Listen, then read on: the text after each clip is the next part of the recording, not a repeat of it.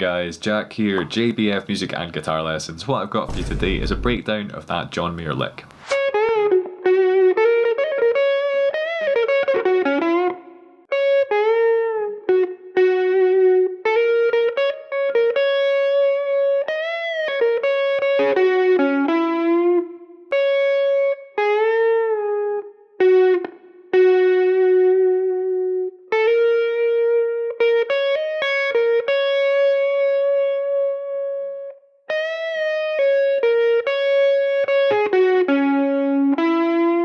Tabs for this are up on patreon.com/jbfmusic if you want a copy. In terms of the tone and getting the feel, I opted for my neck pickup. I'm using quite a light touch and I've rolled my volume down to maybe kind of 6 or something, so it's a little bit softer.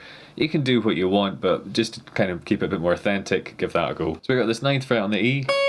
We're then going to do a tone bend on the B on the 9th fret. And back to pitch. Now, for authenticity, you'd probably want to use your first finger. I've been playing quite a bit of guitar today already and my fingers are getting a bit knackered. So, you know, if you can't do it, just reinforce the bend like I was doing there. It's well worth practicing first finger bends if you want this kind of John Mayer bbking type sound, because they use it all over the place. Then we've got quite a cool trick of playing the 11th fret, muting it, and then playing it again. Now this took me quite a while to transcribe and I kept wanting to go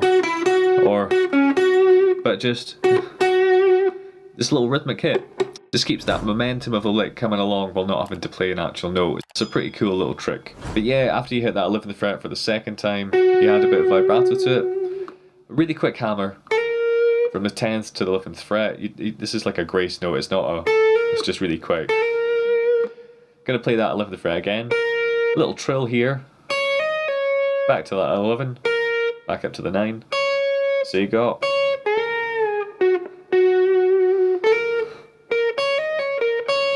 Again, add the vibrato there. Little bend here. Back to pitch, pull off. Toggle between these notes. Then we've got a bit of a sweep, so you want to angle your pick sort of this way. I'm exaggerating it. But you just rake up through the strings, so 9. Roll your finger onto the other 9. Down to 11. So make sure the pick's orientated some degree this way, so you can get through. Again, it doesn't have to be as exaggerated as that, it can be incredibly subtle like this.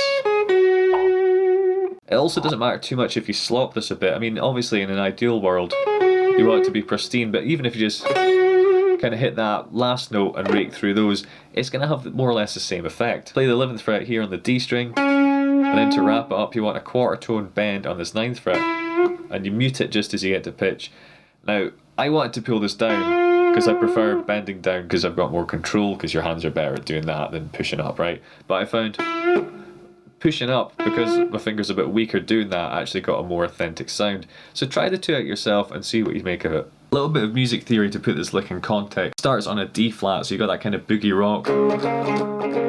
Then you're up a 4th to G flat